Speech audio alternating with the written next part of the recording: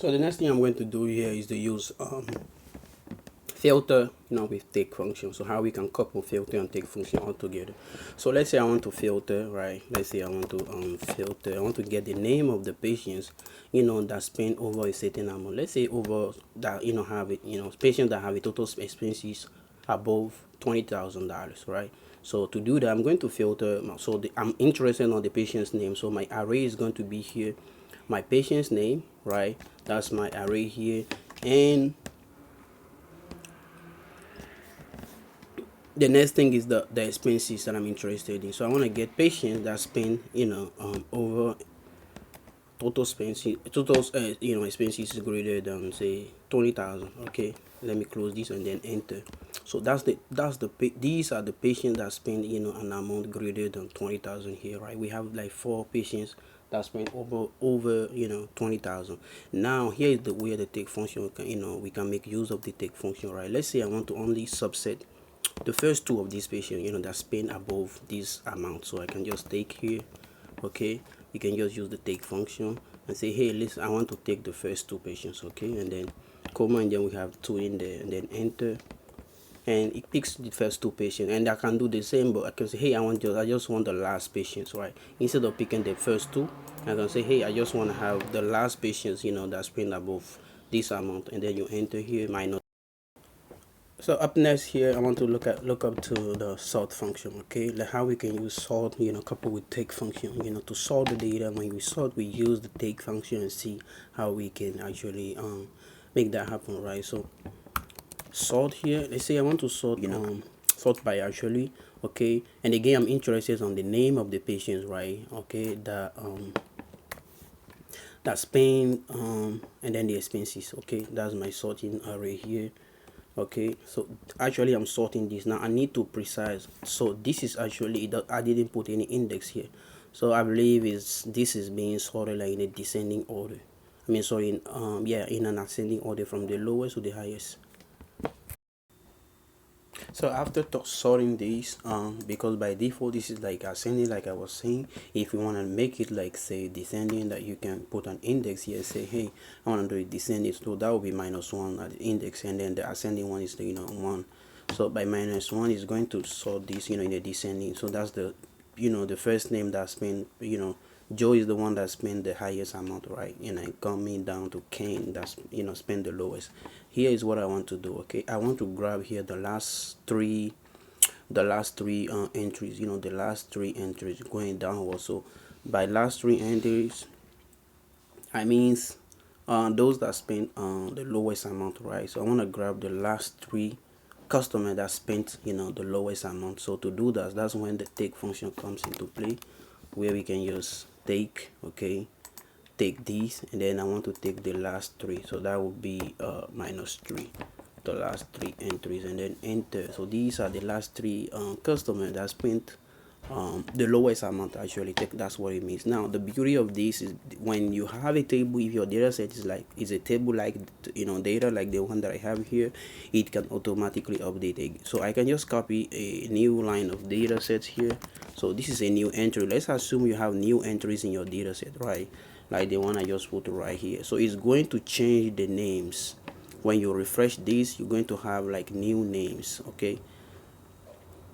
So the last 3 entries is no more going to be like the one that we have here. It's going to change. So if I was to change, say, this entry, because we ordered this descending, and then let's say I want to switch this amount, right, the total spent here, to, let's say, 900, okay, instead of having something higher, let's put it like 900, or say, yeah, so let me make it 900, and then we refresh. You will see the name will change here, because this is one of the lowest amount, right? If I was to change this, like say, to 30,000, right, it's going to switch, because this is not part of the lowest 3. Because remember, again, this line of code is grabbing the last 3 customer that spent the last 3 lowest expenses, exactly. So the last, the bottom 3 lowest expenses, the bottom 3 expenses, that's what it's grabbing. So the lowest expenses and the 3 lowest expenses. So whenever you have new data set that gets into play, it's going to, update automatically actually and grab the last week at any time. It doesn't really matter the size or the amount of data. So that's just what this is about. So the last thing I want to do here is look at the lowest medical expenses and then the highest medical expenses. And to do that, we're going to use the sort function coupled with take function to get these values. So first thing I'm gonna do here is, first of all, is to sort. So I want to get the name of the patients that have the patient that has the lowest expenses and then the highest expenses. So with the sort function, what we're going to do is, first of all, to sort. I'm going to use the sort by actually. So we use the sort by and the array that we are going to use here because we want to get the name. Okay, so our array is going to definitely be this right here. Okay, our array is going to be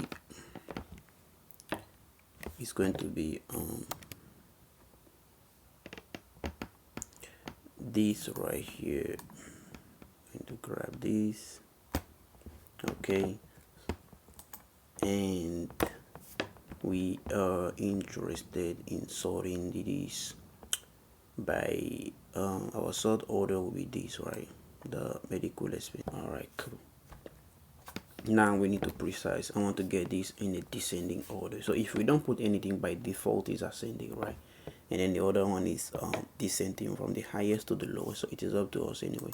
So I choose -1, which will be in a descending fashion, right? So it's going to order this in a descending fashion with the first entry because this is a descending order.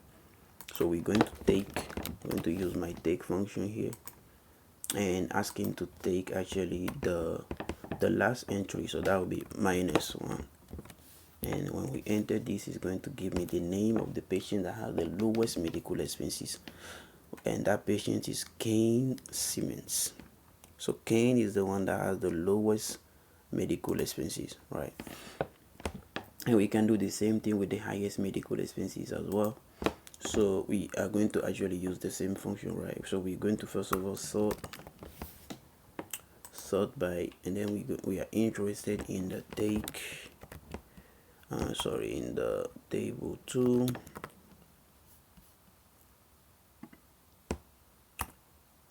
2 patients, right? So that's what we are actually interested in here, and we want to work on this one. So our